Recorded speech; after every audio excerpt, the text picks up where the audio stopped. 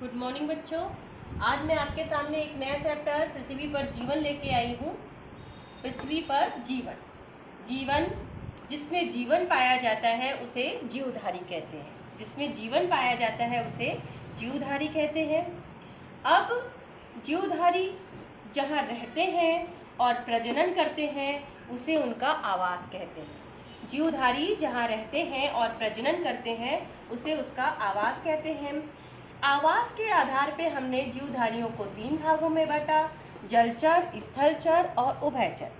जो जीवधारी जल में रहते हैं उन्हें जलचर जैसे मछली, स्थलचर जो जमीन पे रहते हैं जैसे घोड़ा, बैल, बकरी उसे स्थलचर और बहुत से जानवर, उभयचर जो दोनों जगह रह लेते हैं जल में भी और स्थल में भी उन्हें हम कहते हैं उभयचर, जैसे कि मेढक, सांप ये जल में भी रहते हैं और स्थल में भी पाए जाते हैं। बच्चों, आप जानते हो हमारा भारत देश के पर्यावरण में बहुत विविधता पाई जाती है। कहीं पे बहुत ज़्यादा बर्फीला प्रदेश होता है। बर्फीले प्रदेश में हमेशा बर्फ़ ढकी रहती है। वहाँ पे जो जानवर पाए जाते हैं उनके बहुत लंबे लंबे फर होते हैं और बहुत मोटी चमड़ी होती है। कहीं पे रेगिस्तान पाया जाता है, रेत ही रेत पाई जाती है और इस तरह से कहीं पे पानी ही पानी, समुद्र पाया जाता है। इस तरह से भारत देश में पर्यावरण में बहुत सारी विविधता पाई जाती है।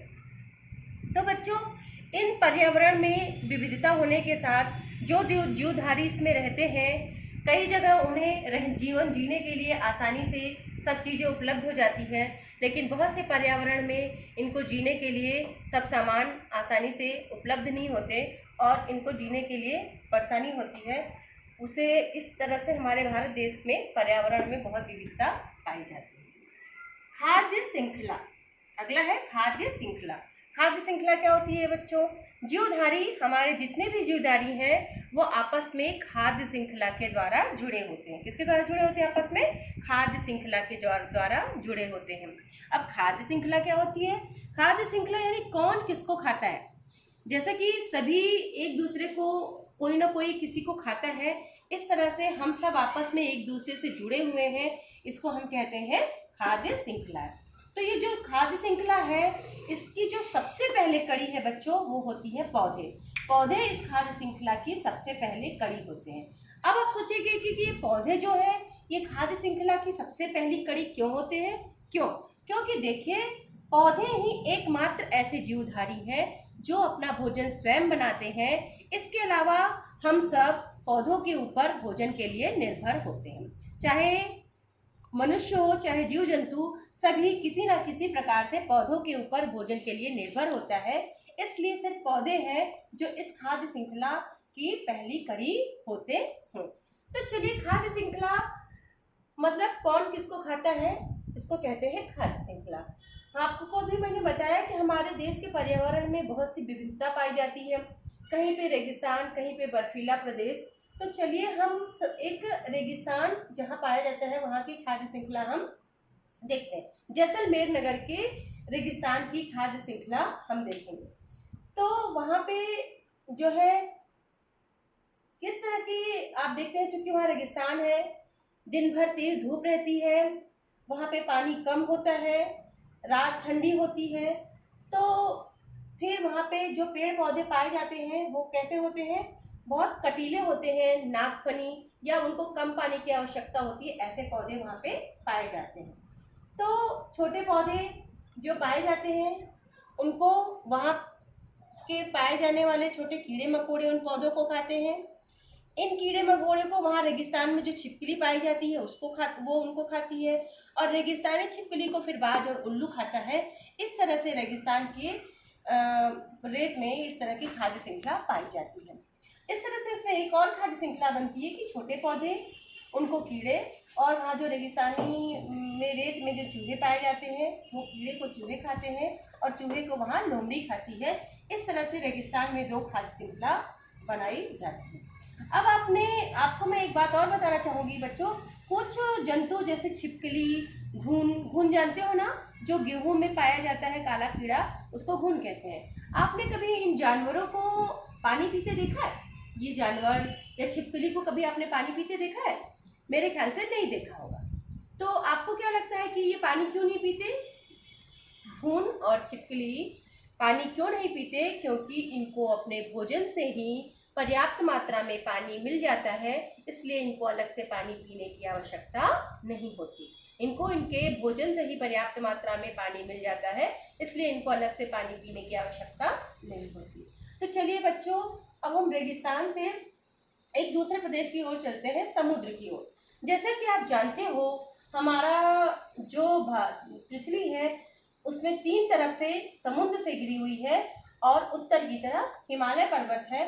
तो समुद्र के अंदर किस तरह की खाद्य श्रृंखला बन सकती है उसको हम देख सकते हैं। तो समुद्र के अंदर आपने देखा कि छोटे छोटे जो हरे रंग की काई होती है उसे हम कहते हैं शैवाल, है ना। उसे क्या कहते हैं? शैवाल। शैवाल उसके छोटे पौधे हो गए, उसको खाया कीड़ों ने, कीड़ों को खाई छोटी मछलियों ने, छोटी मछलियों को बड़ी मछलियों ने, और बड़ी मछलियों को सील, और सील को ध्रुवीय भालू ने खाया। अब आप सोचे होंगे कि ये सील और ध्रुवीय भालू कहाँ से आ गया।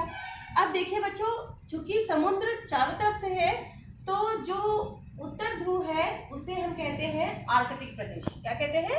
आर्कटिक प्रदेश। और वहाँ पे जो भालू पाया जाता है उसे ध्रुवीय भालू कहते हैं। क्योंकि ये जो सील होती है एक बहुत बड़ी स्तनधारी जंतु होती है। सील जो है एक बड़ी सी स्तनधारी जंतु होती है। वो समुद्र के किनारे आके बैठती है और समुद्र में पाई जाने वाली बड़ी बड़ी मछलियों को खाती है। और ये ध्रुवीय भालू, सफ़ेद रंग का जो ध्रुवों पे भालू पाया जाता है, वह इन सील को अपना भोजन के रूप में बनाता है। इस तरह से समुद्र की खाद्य श्रृंखला ध्रुवीय भालू पर आकर समाप्त होती है। फिर से देखिए, समुद्र की खाद्य श्रृंखला में सबसे पहले शैवाल, काई जो छोटे पौधे होते हैं उनको कीड़ों ने खाया, कीड़ों को छोटी मछली को बड़ी मछली को सील, और सील को ध्रुवीय भालू। इस तरह से ये समुद्र की खाद्य श्रृंखला तैयार होती है। चलिए एक खाद्य श्रृंखला हम और देखते हैं, गुफा की खाद्य श्रृंखला।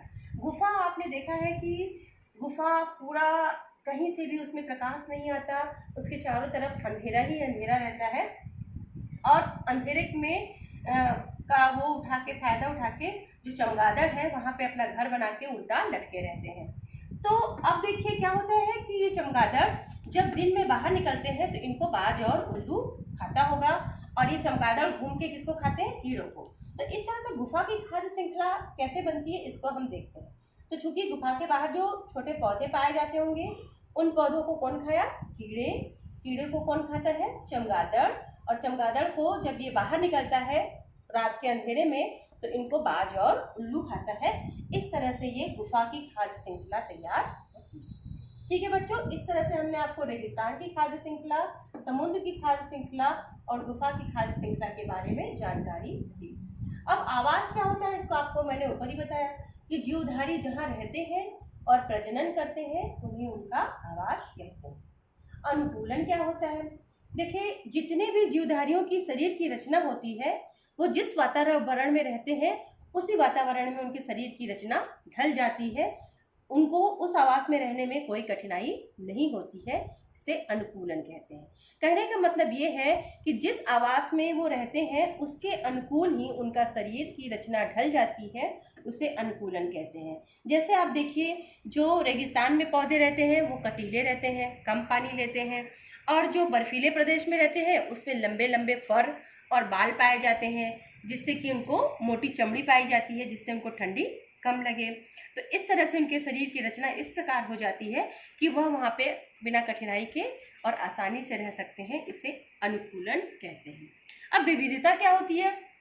विविधता होती है कि भिन्न भिन्न पर्यावरण में रहने वाले पौधे और जंतुओं की रचना में काफ़ी अंतर होता है।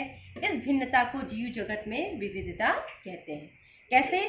जैसे जो पानी में रहती है मछलियाँ, उसमें गिल्स पाई जाती हैं, उसमें फिन पाई जाती हैं। जो ज़मीन पे रहते हैं उनमें पैर पाए जाते हैं। जो ध्रुवों पे रहते हैं, बर्फ़ में रहते हैं, उनकी चमड़ी मोटी होती है। तो इस तरह से भिन्न भिन्न पर्यावरण में रहने वाले पौधों और जंतुओं की रचना में अलग अलग काफ़ी अंतर होता है।